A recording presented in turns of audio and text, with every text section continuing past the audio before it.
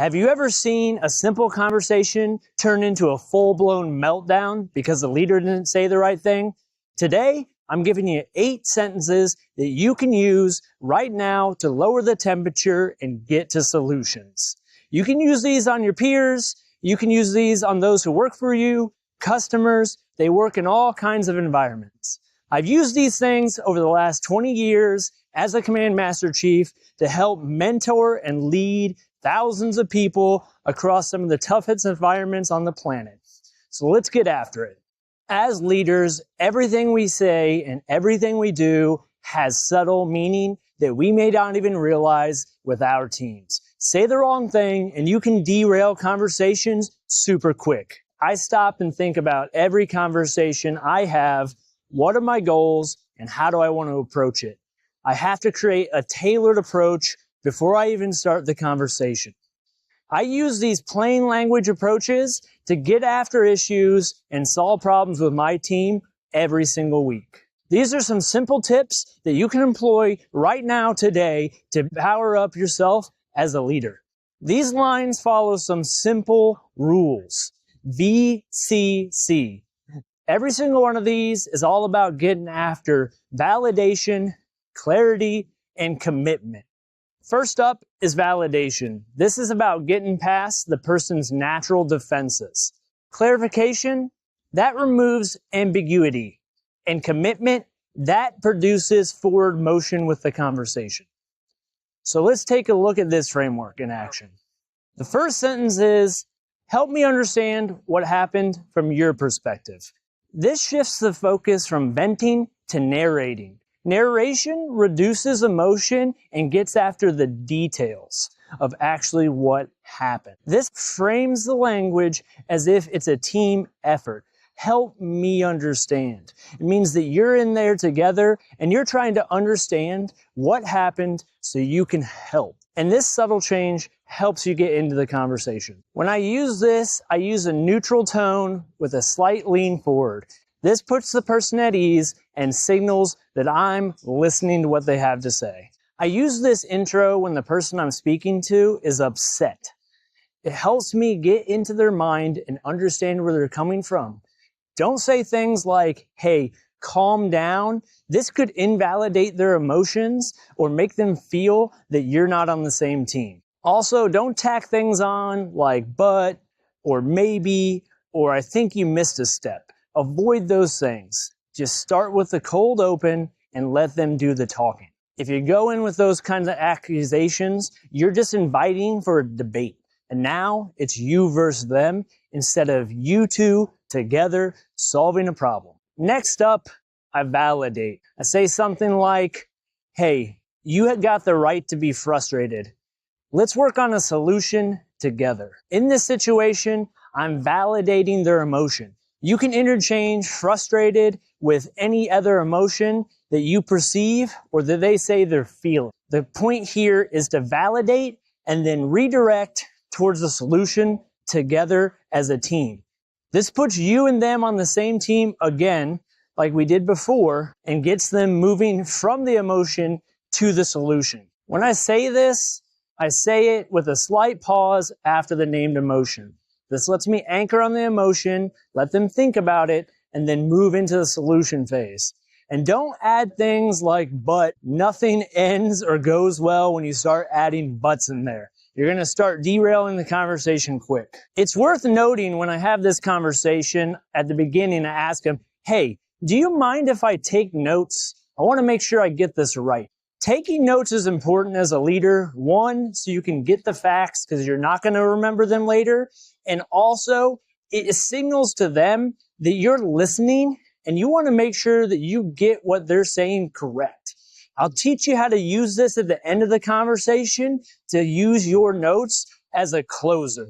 I also mention, hey, these notes, I'm not taking any names. I'm not putting a lot of detail in here. I'm not going to use these against you. I just want to make sure that I get it correct. Because sometimes the sailors I work with, they might be apprehensive talking to me. They might think that their chief or their department head's going to find out what happened. A lot of times, they just want something to change They don't necessarily want it to be tracked back to them. So I have to be very careful how I take these notes and then how I handle the situation after we leave. Next up, after I've heard their side of the story and I've taken my notes, I ask them, hey, what would be a good outcome for you? Or how would you want me as your leader to handle this situation? And sometimes the sailors who come and talk to me, they just want to be heard. They just want to get some advice. They don't necessarily want me to take action. This helps me clarify as a leader if they're expecting me to take that action, because I don't want to avoid this question and then take no action, and the sailor that came to me expected me to do something with that information. Or the opposite, they just wanted to be heard, and then I go take action on it, and I've eroded the trust because they thought it was just a conversation with me and them. So I asked them this question to invite them in and say, hey, how do you want me to handle this? Or what does the solution look like to you? This also allows me to let them talk about what they want done about this. It gives me a good basis if they already have a great solution in mind.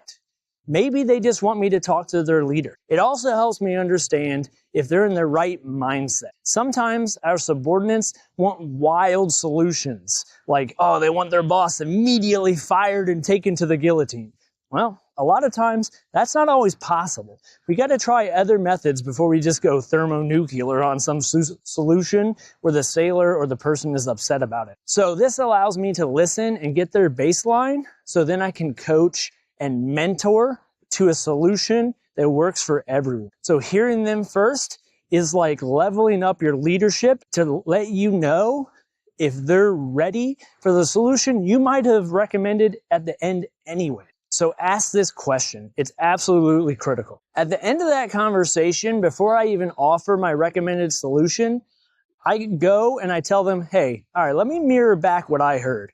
This is where I start to go over those notes that we took earlier. This allows me to go over what I call their major pain points. I summarize, okay, here's what I heard. This is what I heard you say happened. Here's the specifics. And I go over the entire conversation. This allows them to clarify anything that I might have missed, or any tones, or add any details that they think are important. All of this is done before I even offer a single shred of a solution. Again, I opened it up. I allowed them to explain their perspective, what happened. I allowed them to tell me, hey, what's a perfect solution for you? And then I read back exactly what they told me. I've been entirely in listen mode. At the end of the conversation here, when I reread all these notes, I asked them a simple question, something like, hey, did I miss anything, or is there any details that you want me to go over with you? This is an open invite for them to add anything that I might have missed. It shows that I've listened, and it shows that I'm open to continue listening if there's anything else. Good pro tip here that I like to use all the time, I use this opening question anytime some sailor comes and they want to talk to me. I ask them and I say, what's on your mind? This is a great opener that you can use anytime somebody comes to talk to you. I use the bookend version of that at the very end of conversations. I say, is there anything else on your mind that you want to talk about? That way, I'm not driving the conversation in any direction. I allow it to flow where the person wants to take it. Here's a line that you can use if the person you're talking to is high on emotion and they're moving too quick. Or you're mediating and you've got more than one person and they're going too fast or they're going back and forth and you need to interrupt that conversation. I say something simple like, hey, let's slow down. I want to make sure that I understand what you all are trying to say. This slows down the conversation. And I use a slow pacing when I deliver that line that is an underlying tone that signals to them, hey, let's slow down. I use my notes here too as an excuse if they're moving too quick. And I say, hey, slow down. I want to make sure that I get everything down in my notes so I get it right. This is a good way to slow down a conversation. If the people you're working with are still moving too quick or their emotion is still too high, you can do a hard interrupt and say, hey, let's take 5 minutes, let's cool down, and then come back together in my office at X time. That hard interrupt might be needed to make sure that it's just not going blow for blow conversationally and not moving towards the solution. Another great line I like to use is I say, hey, I appreciate that you brought this to my attention. As a leader, don't underestimate the power you have when you're listening to a subordinate bring you information. Especially as a command master chief, when somebody brings something to me, that's powerful. And I want to make sure that I show them that I appreciate that they brought this to me. Because it likely wasn't easy for them to walk into my office and tell me about the issue they brought to my table. As a leader, I need their perspective because they have that perspective that I'll never have again. It's been almost 15 years since I was an E5. I try to think about how they approach situations and how things apply to them and how policy changes might affect their life. But the reality is, I'm not an E5 anymore. So I need them to keep me grounded. So I use that line every time somebody walks in my door. Hey, I appreciate you bringing that to my attention. Showing this gratitude disarms that person. I've went through all of these lines now, and I've listened for probably 90% of the time before I've even said a word. It's given me time to think, hey, how should I tackle this? What should I recommend? I spend a few minutes, I go over my notes, I do a simple pause and say, hey, give me 5 or 10 minutes to kind of go over my thoughts here and my notes, and then swing back by my office so we can talk about the solution. It's okay to break away from the conversation and actually give thought to how you want to handle it. You don't have to fire off a solution immediately. Give it some thought. Again, this signals to the person that you're putting real thought and real time into helping them. And that's genuine leadership. And that's super important. So when they come back, I say, hey, here's what I recommend or how I would handle the situation. Again, this is a conversation. Because I'll say, hey, I'm going to talk to your chief about this issue. I'm not going to mention that it came from you, but I walk through that solution with them and I get their buy-in. They brought me a problem and I have to work with them to find a solution that works for everyone. Sometimes this isn't always possible because sometimes our sailors, again, they want that Herculean change. They want their, works in a suit fired and removed and keel hauled over the side of the ship. And that's just not possible. So here I have to be honest as well and kind of push back gently and say, hey, I know you don't want to work with this person, or hey, you want this person to be fired, but that's just not in the cards right now. So this is what I can offer as a solution right now. This is an important step. So you're not just selling some crazy outlandish idea that's never going to work and is not ever going to be on the table. But work together with that individual to build confidence and trust with your organization that you won't tolerate the issue, you'll handle it, but it has to be in an appropriate manner. It's very delicate, the level of trust you have as a leader, that you have to be able for these people to come talk to you and that they're going to trust you're going to handle the situation. Or if they come to you and they want to vent, that you're going to have confidentiality in mind. Anything I discuss with a sailor in my office behind closed doors will stay with me unless I think there is something that has to be pushed up or has to be pushed sideways. And I'm very careful with the trust that sailors have in me as a CMC. Because once you lose that trust, you lose a huge part of your effectiveness. So think about how you're going to handle that. If you start running your mouth or talking about sailor issues with people who don't need to know about it, it's going to get back to those sailors and they're not going to trust you anymore. So I want you to go out and I want you to do a practice drill on this. Use the VCC format. I put it over here again.